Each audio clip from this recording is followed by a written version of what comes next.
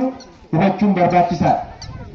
Jecha kana kan dubbate uumaa samii lafaa samii kana utubaa malee lafa kana isaa malee kan diriirse waaqa abbaa keenya dura addaam abbaa keenya kan uumuunis kan har'a nu ga'e annu jiraachisu jecha kana kan dubbate uumaa keenya Sillaaseedha jecha.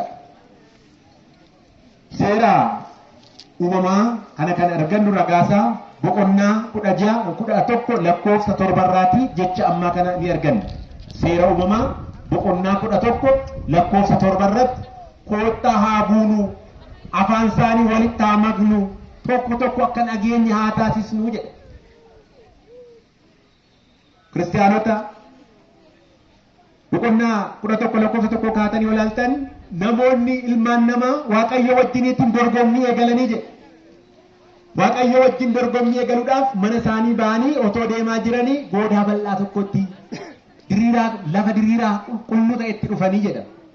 Yommuu kanattis maqaan keenya bara baraan akka dhaamuuf koottaa gamoo ijaarree xuubiidhaan ijaarree hamma waaqa tokkotti hamma samii kana tokkotti haa ijaarru jedhaniitu afaan tokkootiin marii calqabanii jedha.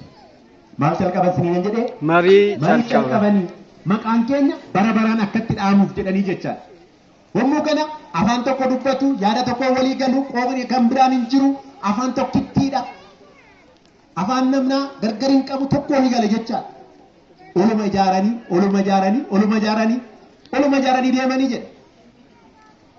Gubbaa yommuu ga'anii koottaa du'aa eenyutu nama ajjeesa Waaqayyoo wajjiniin isa du'a nama ajjeesu kana Waaqayyoo isa jiraatu kana balleessuu qabna maqaa waaqa kana kan jedhamu dhabamsiisuu qabna jechuudhaan murtoo mataa isaanii eegalanii jedha. Guyyaadhaa kana goodaa Saaroon kan jedhamtu bakka diriiraa kan taate sanarratti fooqii ijaaranii gamoo gurguddaa ol ijaaranii akkana jedhani eeboo fidatanii mana isaaniitii. Biyya kanatti maal jedhama eeboodha wanti eeboo fidatan hin beektu miti abbootiin eeboo har'a warra qabu abbootiin qaba manaati jecha. Eeboo sana xoorii jedhamu afaan Amaaraatiin eeboo sana fudhatanii ol darbatanii jedha. Yommuu ol darbatan seexanni dhiigatti dibee gaddeebisaan abbaa ajjeefne jedha. Ammas ol darbatu ilma ajjeefne jedha. Ammas ol darbatu hafuura qulqulluu ajjeefne jedha. Seexanni immoo hojiinsaa hojii nama balleessisuudha. Hojiinsaa waan ta'eef dhiigatti dibee gaddeebisaaf Waaqayyos akkas jedhe namoonni kun hojiin isaanii hamaa ta'eera. Gochaan isaanii Waaqa biratti yakka ta'eera. Hani isaan hojjetan fudhataman qabu koottaa buunee afaan isaanii walitti haa maknu jedhe. Isaa booda Waaqayyoo wanti dadhabamu jira maatii Waaqayyoo. Waaqayyoof kan dadhabamu jira. Uumuuf kan danda'amne Waaqaaf hin danda'ama. Otoo isaan hojii kana gaggeessaa jiranii Waaqayyoo abbaan Waaqayyoo ilmi hafuurri qulqulluun qaama tokko qaamaan sadii waaqummaadhaan tokko kan jennu Sillaasonni bu'anii jedha. Afaan isaanii walitti makanii. Afaan isaanii yommuu walitti makan inni bushaan jedhamu yoo tokko bushaan fidi jedhe tokko muka geessa. Muka yoo fidi jedhe inni tokko hambiraa geessa. Afaan isaanii gargar ta'e. Yommuu kanatti bakkuma sanatti gamoon sun ni dhaabbatee jedha. Galanni Waaqayyoof haa ta'u. Afaan isaanii gargar qoodamee jedha. Yommuu kanarraa ka'eetu afaan tokkitti kan taate har'a afaan keenya kan wal dhaga'uu dadhabne. Har'a afaan tokko dhaga'uu kan dadhabe saba cubbutti dhufee gara kanatti jecha. Har'a saba afaanitti namni kan du'aa jira dhiigni namaa dhangala'aa jira. Afaan ilma namaa tokko turte kitaaba qulqulluu kana dubbisaa. Afaan ilma namaa qoomni ilma namaa tokko turte tokkummaa walii gala ture namni waa'ee afaaniitiinis waliin jibbu ture waliin qoqqoodu ture. Afaan sagaleen caalu kana caalaan hin jiru ture jedha. Sababa maalitti dhufe afaanii sababa cubbuutti dhufe jecha. Yeroo sanatti afaan ilma namaa hundumtuu maal turte jedha tokkitti turte jedha. Har'a garuu sababa cubbuu keenyaan afaan lakkoofsi isaa waliin isaayyuu kan hin beekamne ta'ee jira jecha. Waaqayyo kan nurraa barbaadu, Waaqayyo kan nurraa eegu, Waaqayyo wajjin jiraachuu sababa cubbuu isaaniitiin afaan namaa tokko akka dhageenya ta'e har'allee makka duudaatti wajjin deemna namni baay'ee. Kaqaalu gaaraachuu sagalee Waaqayyo faana jirtu Waaqayyo isin duukaa ta'u. Ameen. Har'a amma wala ga'uu dadhabne. Dadhabneerra. Abbaan manaadha mana dhagaa jira maatii Waaqayyo dhagaa jira. Hin dhaga'u. Ijoolleen maatii dhagaa jirti. Hin dhageessu. Wala gaa jirra amma wala gaa hin jirru gara. Wala geettiin nu bukkee dhadhabameera. Kun immoo cubbuudha. Fuula Waaqayyootti yakka namni wala ga'uu qaba. Namni yoo dhagee uumaa isaa yoo dhagee manaas yoo dhagaa hangafa keenya yoo dhageen abbootii lubootaa yoo dhageenye, barsiisota wangeelaa yoo dhageenye, barsiisaa addunyaa kan nu barsiisu yoo dhageenye, haadha keenya manatti yoo dhageenye, keessattuu shamarran, keessattuu dargaggoon abbootii keenya yoo dhageenye umuriin keenya dheerata. Yoo kana ta'uu baate afaan keenya gargar ba'a. Yeroo hundumaa hankoo caaluu, hankoo bichaadha, ana bichaa beekaadha, ana bichaa sirriidha. Humna waan qabnuuf, aangoo waan qabnuuf, dubbannee waan ageessifnuuf, ana bichaa caala yoo jenne Waaqayyo wajjin wal lolla. Kanarraa Waaqayyo nu hawwishu. Yeroo baay'ee namatti murteessina. Namatti murteessina. Beekaan eenyudha? Rabbi. Ogeessi eenyudha? Namoonni kun milkaa'anii moo badan warri sun waaqa balleessina dhanii ka'anii afaan tokkoon ka'anii dhumni isaanii maal ta'e? Badii ta'e. Badiirraa Waaqayyo nu hawwishu. Har'as namni baay'ee maqaa isaa dhagaa walitti tuulee kan guyyaa tokko mana amantaa kana waa tokkoon kennin dhagaa gimbiidhaan ijaaree dhagaa qe'ee abalokka jedhamutti zarii warra abalokka jedhamutti guyyaa tokko mana amantaa kana asiraata kan hin finne gaafa nama furiin baatamee dhufuun jira bara mana kana keessa. አንድ ቀን ሳይሰጥ ለቤተ ክርስቲያን በአራት ሰው ተሸክሞ ብቻ የሚመጣ ሰው ይኖራል። ስሙን በግንብ አጠራጥሮ በቤቱ አካባቢ ናኖ ሰት ወንቶ ተደዳላን ኢጃሬ ሚደክሴ ገሩ መነዋቃፍ ሀርኪሳ ሽኒጠቱ ጎንክ ለመተ ሞላላ እቶ ፍሪሳ ቤላው ፊቶ ለሚንሳ ኤበቴ ቤላው ኦፊሳ ገሞ መቃት መኪና ደዳ ዋን ደዳ ቢቴ መቃታ ኦፊሱ ኮንበርባዱ ባኤ ይጅራ ኢኒ ጉዳን ዋቃዮ ወጅኒን ሃታው ፋሩ ዳዊት Haru sodomii jaasa torba keessatti hammattuu keessatti lakkoofsa tokko warri hammeenya godhanii jedha. Warri yakka godhan lafa kanarraatti ni baduu jedha. Warri nama balleessan, warri Waaqayyoon balleessan, warri ilmaan namaa balleessan, warri namatti moran, warri xogonqolan, warri qe'ee namaa diigan, oduudhaan gaa'ela namaa kan diigan, abbaa manaa fi haadha manaa kan walitti naqan, ijoollee gidduu galanii kan adda adda facaasan lafa kanarraa ni baduu jedha. Namoonni sunis badaniiru. Har'a garuu sababa qooqa kanaatiin dhiigni nama baay'ee dhangala'aa jira. Sababa qooqaatiin namni baay'een buqqaa jira. Sababa qooqaatiin namni baay'een cafqalamaa jira.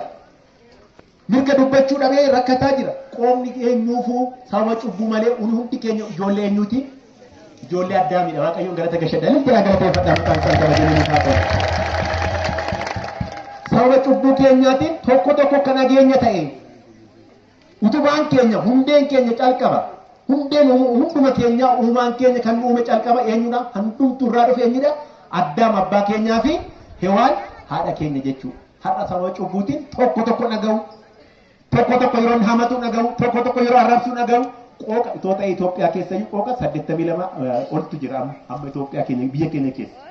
Finfinnee yeroo deemtan warri deemtanii beektanii beektu.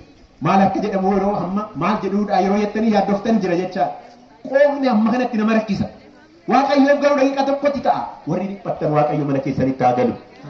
Dhortuu sin irraa balleessu. Fayyinni si wajjin haa ta'u. Inni tokkummaa keenya hin barbaanne seexanni nurra haa badu. Tokkummaa jara sanaa kan diige eenyudha? Seexanadha jecha. Seexanatu irra bulee abbaa jeestanii ture dhiigatti deebisee eebootti dibee gad deebisaa ilma jeestaniitti jedha umarra immoo namoota kana gargar baasee jecha. Har'as odeessituun mana amantaa keenyatti akka hin jabaanne. Amantaan kun gosa akkasiiti. Amantaan kun warra baluuti ijaare gosa warra akkasii jedhanii amantaa keenya akka uni diignee deemu akka uni keessaa baanu seexanni irra goree hin dubbataa dhallee sin jabaadhaa amantaa keessanitti cimaa Waaqayyo beekee sin haa dhaabu. Uni kan amannu eenyuttidha? Waaqayyottidha. Kan itti waaqeffannu eenyudha? Uumaa keenya Sillaaseen. Sillaaseen namni qabate immoo kan Sillaasee caalu hin jiru. Sillaaseen uumamaa miti. Hundumaa wal kan jiraatudha. Bara baraan kan jiraatudha. Kan bara baraatiin mootummaan san sharamne namni dhufee darbee hin sharamne mootummaan Sillaasee han bara baraati. Uummanni biyya kanaa carroomaadha. Kallattii guddaa qabdu. Ganaa manni amantaa kun hin guddata. Ganaa mul'ata. Ganaa kana caalaa jiraattu. Waaqayyo amantaa keessanitti sinaa jabeessu. Amantaa keessanitti sinaa dhaabu. Qooqaan waliin qoodina. Lagaa waliin qoodina. Waliin jibbina. Waliin qoodina kan kun qooduun kan seexanaati. Ati eessaa dhufte? Ganaa kan killee abaa billee lakkaa lafa keessatti biyyoodhaan ni bara. Inni qaata biyyootti deebi'e. Uumama waaqaati. Afaan tokkoon garaa tokkoon wajjin jiraadha. Waliin jibbina. Hamma danda'ametti qulqullichi Phaawulos maal jedha? Roomee boqonnaa 12. Lakkoofsa 13 irratti. Yoo isinii danda'ame nama kam wajjiniinu jaalalaan jiraadhaa jedha. Kam wajjiniinu amantaadhaan osoo waliin qoodiin. Sanyiidhaan osoo waliin qoodiin. Eessaa dhufte osoo waliin hin jedhin nama kam faanayyuu jaalalaan jiraadhaa jedha. Waaqayyo jaalala isaa nuuf haa kennu. Jaalalli hir'ateera moo hir'anne? Hir'atee jira. Yaa Waaqayyo dhaame yaa waaqayyo jaalala kee nuu deebiseedha jaalala kee nuu jaalala deebisi saganamaa jaalala isa ganamaa deebiseedha mee waaqayyo jaalala isa galateeffadha ganamaa jaalala isa jirii nuu deebisi yaa waaqayyo jaalalli mataan isaa eenyudha rabbi waaqayyoodha jaalalli eenyudha waaqayyo jaalalli kan eenyuuti kan waaqayyooti jibbi kan eenyuuti kan waaqayyooti wal qoodduun kan kan eenyuuti seexanaati wal jaalachuun kan eenyuuti Kan kan waaqayyooti yoo wal jaalanne wal bukkeenuudhaaf jaalalli ilaala yoo wal jaalanne walii yaanne yoo wal jaalanne mana amantaa keenya jaalanne abbootii kana kabajne seera isaanii eegne nuyi kaanuu eebbisaa jenna yoo jaalalli hin jiraanne walitti hin dubbannu kiristiyaanota jaalala facaasiina dargaggeettiin abbootiin hamma dandeessanitti tokkummaa labsa wal jaaladhaa jedhaa malee keessattuu uummanni keenya durumaa qabeeyyuu tokkummaa barbaada gaaddisa jala taa'ee nama araarsa muka jala taa'ee nama eebbisa gaa'ela qayeesha aadaan keenya kana har'as tokkummaa isaa waaqayyoon dhuma keenyaaf nuuf haa laatu mana amantaa keenya mana amantaa tokkittii nuuf haa taasisu jabaadhaa